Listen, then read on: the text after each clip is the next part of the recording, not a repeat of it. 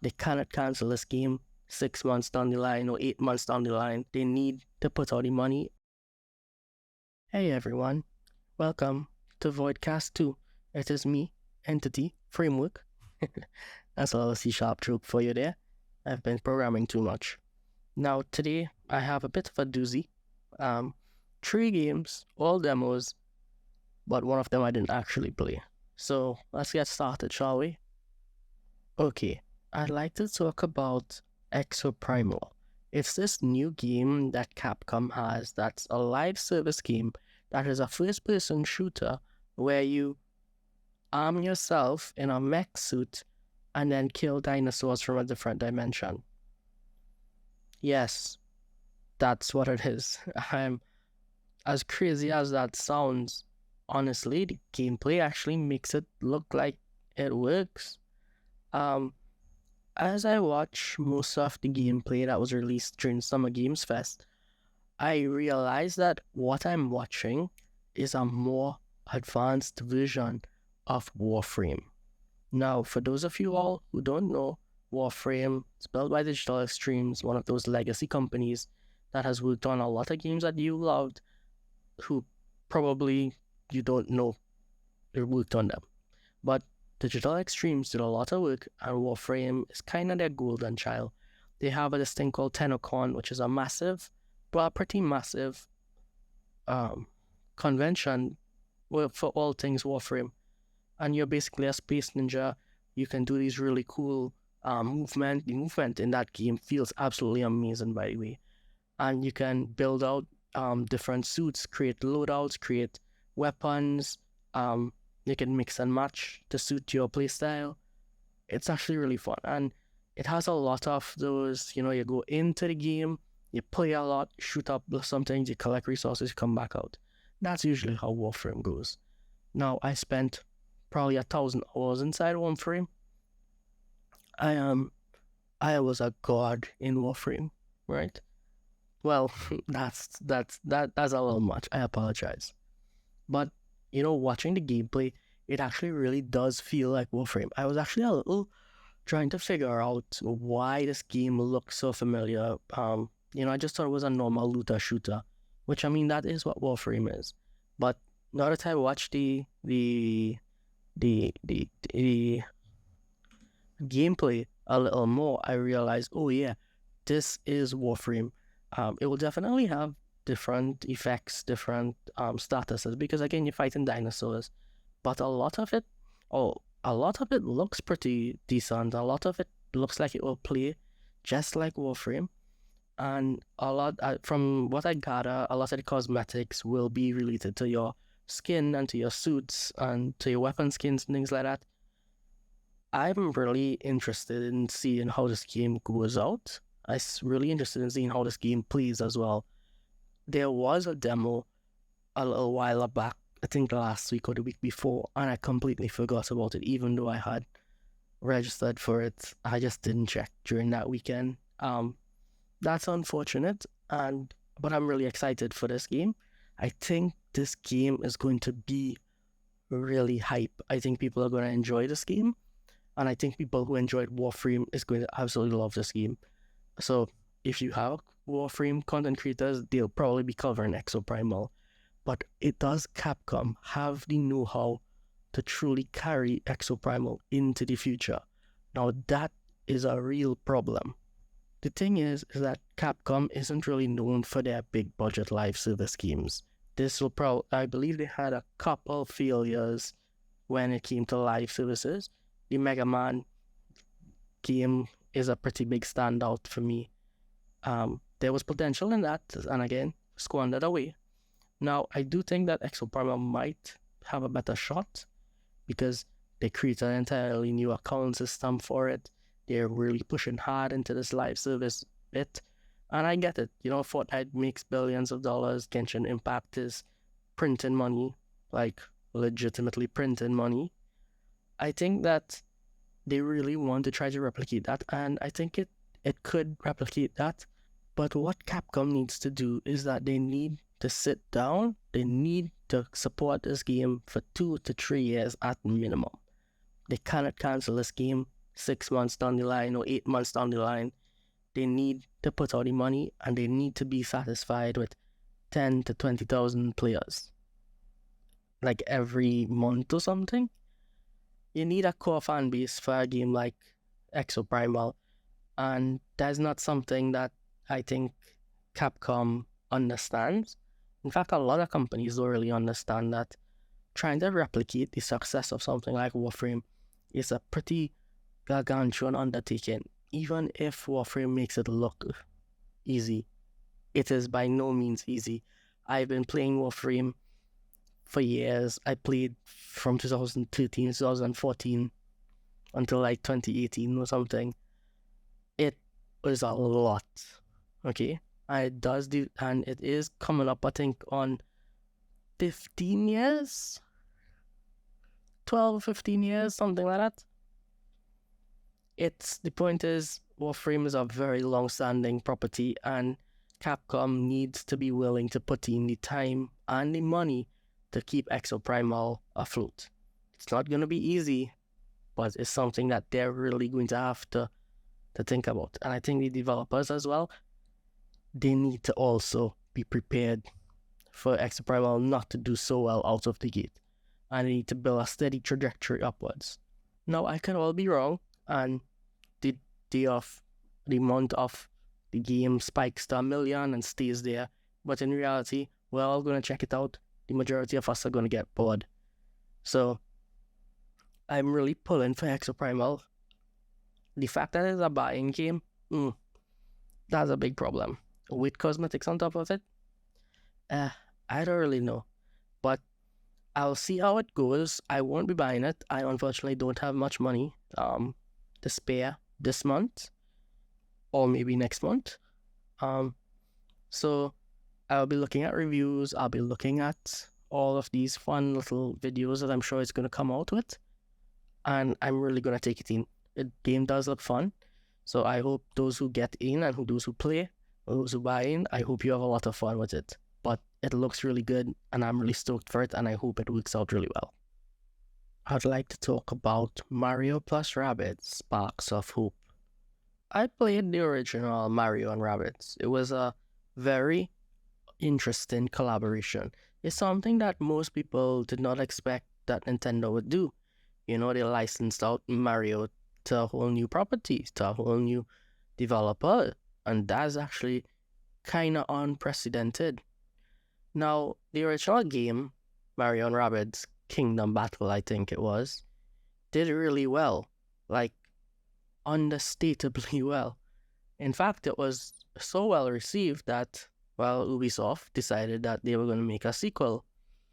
Now, the sequel, I recently got the opportunity to play the demo because during Summer Games Fest, Ubisoft decided that, you know, maybe we should have put a demo, which thankfully they've done now.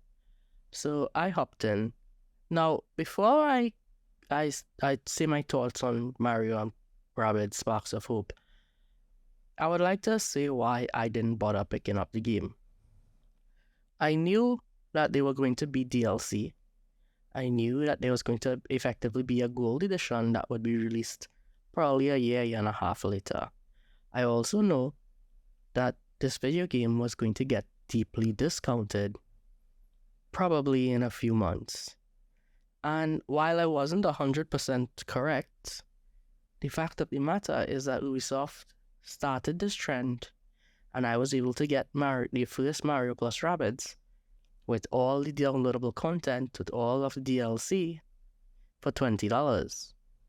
Why am I going to pay $60 for a game I know that I can get pretty much very cheap much later down the line? You know, I'm able to save that money for a release that I would need to play day one. I did not need to play Mario plus Rabbids Sparks of Hope on day one. And I'm guessing that a lot of other people didn't want to play it on day one either.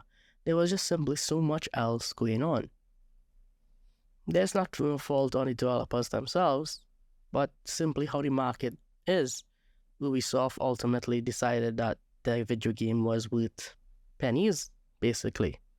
You know, when you have a property that large being worked on by, I'm fairly certain, at least 100 people across multiple studios, $20 isn't really going to do a good return on investment, would it? That's why I didn't bother to pick up the game. Ubisoft finally released a demo, so I played it. And the reality is, it's a much better game than the first one. It built on all of the fun things that the first one did right, and really honed in on that battle style. I really do like tactics type games, and this game really does turn it up quite a bit. I really do like the fact that you can just run around in a range, and then you perform actions, and you can perform those actions wherever you are, as long as you don't, fire your weapon. And you could do it, you could use it to traverse the map, you could use it to, perform multiple actions and really line up your enemies so that you could hit really hard. And that's something this game does really well. It's satisfying to annihilate enemies, it's satisfying to tactically annihilate them. There's some things a lot of tactics games just don't get right, where sure, yeah, you have tactics and you can use said tactics, but it doesn't feel like a tactics, which is very odd to say. But there's a lot to unpack here. Even in the short demo, I was able to have a lot of fun with it, and a lot of that comes down to the collectibles as well. There's a lot of stuff to do, and there's a lot of stuff to collect, and I had a lot of fun solving a lot of the overworld puzzles. They were very simple, but they were very satisfying to accomplish, to solve, and to unlock new things. I think one of my pet peeves throughout the whole thing is the fact that the game has everything needs to load constantly. Doesn't matter if you're in a menu, it doesn't matter if you're in-game, you're in the overworld, or in a battle, everything has to load. And I can't tell you how many times I pressed a button and it loaded the menu, and I had to sit there and wait for the menu to load, and then to load back out into the game or into the overworld. But the bosses are very nice. The bosses feel very menacing. The game features these spark type things, and it allows you to provide elemental properties to your characters, and you can mix and match them. And I had a bunch of Goombas in a single stage at one point, and I used Rabbit Rosalina's weapon with the flame elemental, and it lit them on fire, and then they managed to, light everybody else on fire, and I completed the stage almost instantly because she just fire connected to everybody else and I annihilated them. And that's some really good attention to detail, and it's very clear that there's a lot of chaotic randomness that could happen as a result of these mechanics, and I appreciate that. I really do appreciate that, Ubisoft. I have to say that, for all of Ubisoft's faults, they did really well with Mario and Rabbids, and it's a shame that I just don't feel the need to purchase it right away. Even having played the demo, I feel like, I know I'm going to get a better deal on this game later down the line. I know it's going to be released for $20 or $30 with all of the DLC. I don't have to pay this amount of money for it, It's not a matter of emulation. It's a matter of, I know Ubisoft is going to discount their properties. That's the problem. And now I saw that there was an article where it wasn't Shigeru Miyamoto. It was a representative from Nintendo spoke to Ubisoft regarding the poor sales of Sparks of Hope and told them, the experience is already there on the platform, and you didn't really make something that was too out of the ordinary. Well, what I mean, it was too similar to Kingdom Battle. And having played the demo, I can say that if you haven't played Kingdom Battle, jump into Sparks of Hope. The story isn't much to follow. You can just follow that on a YouTube video. But I am telling you that Sparks of Hope is a much, much better game. right? It improved on every single aspect, from the story, the voice acting, the overworld. It truly was, it truly is a great game. It's unfortunate though that I know for a fact that Ubisoft does not value their property. And as a result, I'm just gonna wait until it hits bargain bin prices. Even though I personally know that it's worth a good amount of money, but I'm not gonna pay for it at full price. And that's the danger of putting your games on sale so quickly after the fact. Now, whether or not it goes on sale on a much deeper, whether or not it actually goes on a deeper sale, well, we'll just have to wait and find out. But I do think that you should give Mario and Rabbids Sparks of Hope in new attempt. I think it was a really good effort from Ubisoft's side, and I think it is a genuinely fun tactics game that anybody could get lost in. Okay, and now I'd like to talk about another demo that I played recently. I'd like to talk about Sea of Stars. Now, I saw this game multiple times over the past year or so, or the last 6 months or something like that. And a lot of it looked really good. I was actually really taken aback at how densely detailed the pixel art was. You know, I am a bit of a sucker for the pixel art aesthetic, and I played the demo, and the demo didn't have as much content, but it was a pretty substantial demo. You know, one of the things that really stood out to me was, again, the pixel art, the really gorgeous music, and overall just a great feeling experience. You know, it definitely is a love letter to the old school JRPGs, particularly Chrono Trigger. I believe that one of the old school Japanese role-playing game composers, he's also working on this game. His name slips me at this point in time, but you know, the game features a lot of characters, and a lot of these side characters have very distinct portraits, and they have very distinct names, and they all speak in a very specific manner.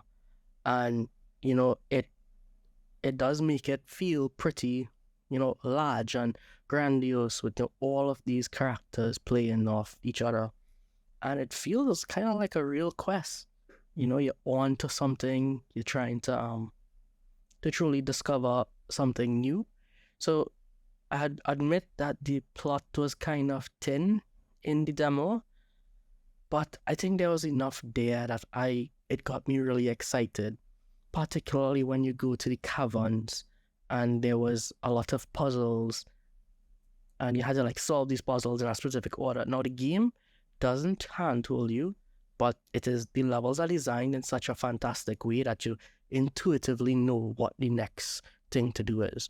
And I really love level design. Those are very hard level designs to do.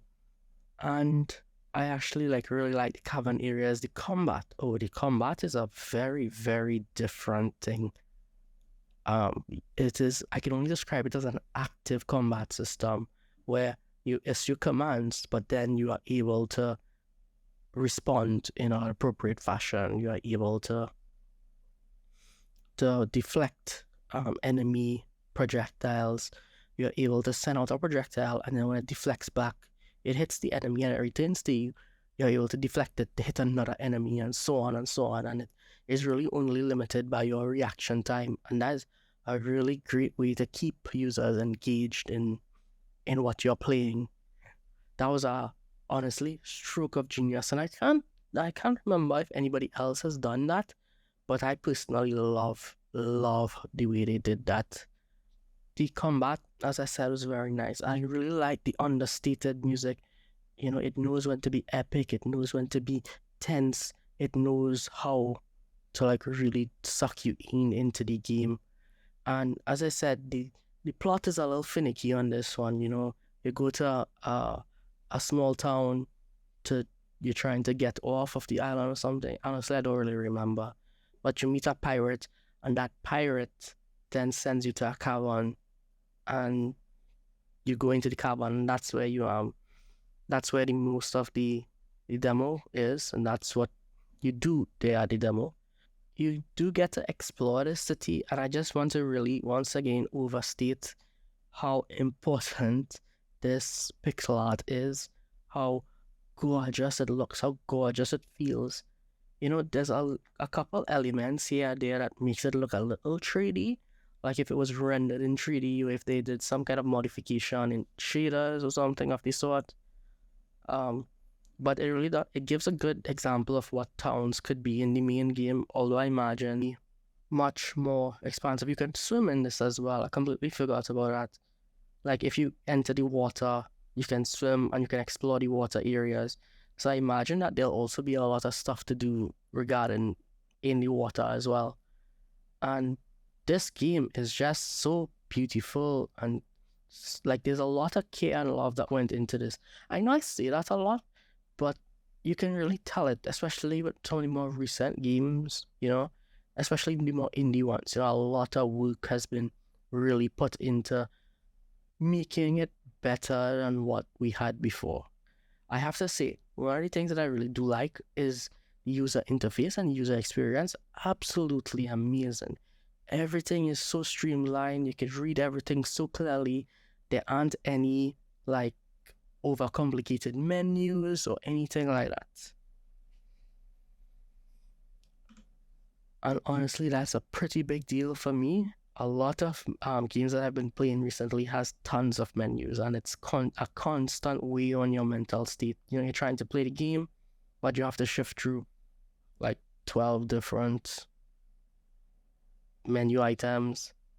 But this game seems to have everything just streamlined, and I really do enjoy that. The inventory system is a bit limited, but I would just stop. I think that might be how it will be in the final game. But again, this is just a demo, and I'll have to really sit down with the main game when it is released. I think it's going to be released later this year, and so I'm really looking forward to this game. I think that the game did a lot of things really well. It blended seamlessly together. Everything, it kind of worked. I say that abstractly all of the time, but, it does work really well. It does feel good. Again, I'm saying very abstract things. Once you get in, like, it's a demo, it's a Nintendo Switch. I believe there's a port on the PC as well on Steam. Go and play this demo. You'll not be disappointed. It is a fun, fantastic, it's clearly a love letter to the old school JRPGs. And honestly, amazing work by these developers. I am very excited to see what is going to come out of this and how they're going to push the rest of the game. I think this game might be a hidden gem. Will it be the next Chrono Trigger? That's saying a lot. Let's just get it off the finish line first, and then we'll see what happens. Go and give it a shot. It's really fun. It's really interesting. There's a lot of crafting mechanics. There's a lot of gathering mechanics. There's a lot of fishing mechanics. Everything that you would expect in a JRPG. I have one more thing to say about Sea of Stars. I do not like the fishing mechanic. It sucks. I don't know how it works. Please make a proper tutorial. I don't know how it works. Thank you very much. Thank you all so much for watching this episode of VoidCAST. I said a lot of things. I think I repeated myself a couple times there, but thanks for listening anyway. If you've managed to make it to the end, thank you all very much. Please drop a lizard or a dinosaur related emoji in the comments and tell me what game are you looking forward to, and also what was your favorite dinosaur. I think that'd be really fun to learn about. Thank you all very much. If you'd like to see more of this continue, I will be releasing, I'll be releasing. I have a Patreon. Please subscribe to the Patreon, subscribe to this channel as well, so you can get more content, and support on Patreon to get your name in the credits for all the videos that I put out. Thank you all very much. The void called. You are answered.